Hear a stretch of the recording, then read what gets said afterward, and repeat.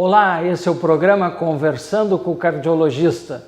Hoje, nosso tema espiritualidade e doenças cardiovasculares e outras doenças que tanto acometem o ser humano. Para conversar sobre esse tema de espiritualidade, trazemos aqui o Dr. José Otávio Binato, que é médico de adolescentes com especialidade em terapia familiar. Mas não estamos trazendo o Dr. Binato mais por sua especialidade, e sim por nossa amizade, pelo conhecimento da sua grandiosidade espiritual, que nós tivemos oportunidade de conviver ao longo de alguns anos onde trabalhávamos. Dr. Binato, é um prazer tê-lo aqui. Para nós é uma alegria, um prazer mesmo estar contigo, mas principalmente na TV Santa Maria, conversar um pouco, até porque esses esclarecimentos, essas reflexões fiquem para cada um, né, para cada um poder continuar dentro, né, de um novo rumo que a gente está percebendo na medicina. Binato, nós somos cartesianos como médicos, né? E precisamos evidenciar certas coisas. E somos da matéria, do ponto de vista médico per si. Porém, nós temos nos deparado, temos verificado que os pacientes reagem de formas diferentes às diferentes doenças, por sua predisposição genética, pelo seu contexto social, ambiental e por sua espiritualidade. Então, hoje se coloca muito na mídia, se discute bastante, no nosso meio médico também, graças a Deus, né, que a espiritualidade é um ponto muito forte para os pacientes prevenir a ocorrência de doenças. Como você enxerga isso? Eu acho que o termo que eu gostaria de deixar como uma senha é emoções. Na verdade, quando a gente sai da matéria, nós começamos a entrar num campo. O nosso grande Freud já fez tudo, Jung, toda a turma que vem estudando o que a gente chama de emoções.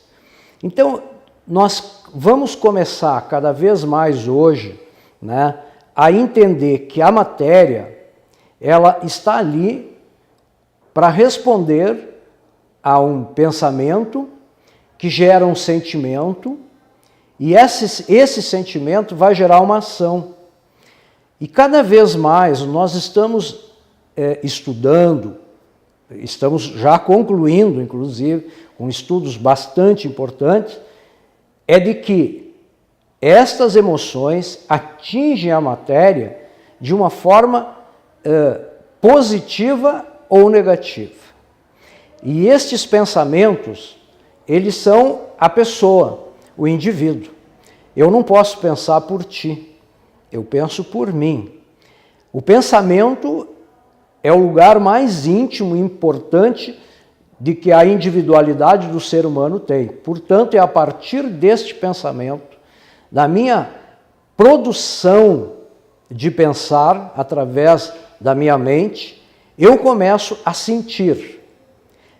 O meu sentimento é que vai responder ao pensamento, ele vai ser a consequência. Então, por isso que nós temos já, desde anos atrás, o poder do pensamento positivo, os livros de autoajuda, aonde eles chegam em nós? Eles querem chegar no nosso pensamento. Quer dizer, quando eu começo a mudar o meu pensamento, os meus sentimentos mudam. E a gente sabe hoje, antigamente a gente sabia que o sentimento me faz eu ficar melhor como pessoa. Eu vou dar um exemplo, me encontro com uma pessoa conhecida, eu olho o pensamento que é instantâneo, diz, pá, legal aquele sujeito. O meu sentimento é mais nobre, porque o meu pensamento começou por uma situação positiva. E eu automaticamente já me coloco para abraçá-lo, para ir ao encontro dele. Ao contrário, quando eu vejo uma pessoa que não me é muito simpática, né, ou que eu não gosto, alguma coisa, eu olho, os meus pensamentos me remetem a um sentimento negativo e eu me fecho. Isto é muito bem estudado.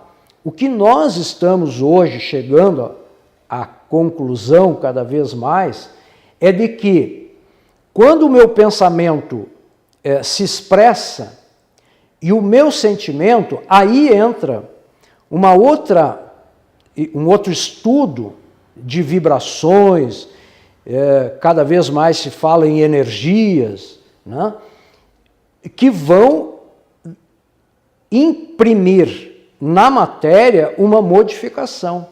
Então nós já começamos a concluir que aquele efeito famoso do famoso vago, né?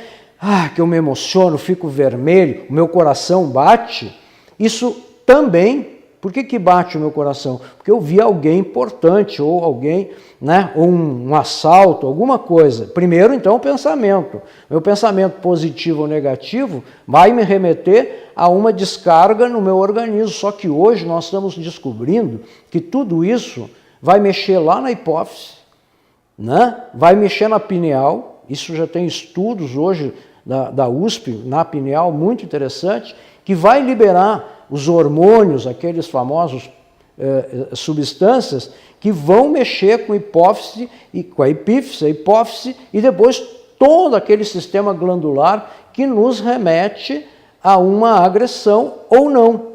Então eu libero cortisol, libero serotonina, dopamina, dependendo lá do início, do meu pensamento. Então hoje nós estamos começando a pesquisar esse fato famoso do pensar positivo, né, que nós temos lá do Murphy, de tantos outros aí. Nós, ao pensarmos positivo, nós vamos atuar sobre os nossos órgãos e hoje, né, a famosa descoberta das células, das moléculas do átomo, hoje nós estamos aí com as coisas atômicas, ou seja, o meu átomo lá em determinado lugar recebe a minha carga, positiva ou negativa. Não vamos esquecer disso, porque quando a gente fala em espiritualidade, a gente vai poder falar em fé. E aí já é uma outra situação. Binato, nós vamos para um breve intervalo, mas nós poderíamos ver, após esse pequeno tempo, qual é a diferença entre a pessoa que tem uma espiritualidade e a pessoa espiritualista e que vai para o lado espírita e que transcende. Bom, eu colocaria uma coisa assim.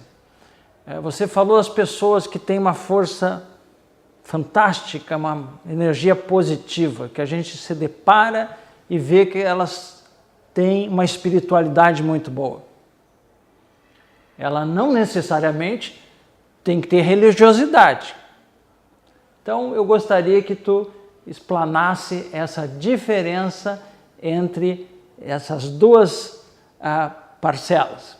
A pessoa espiritualista, a espiritualidade e a pessoa ligada à religiosidade.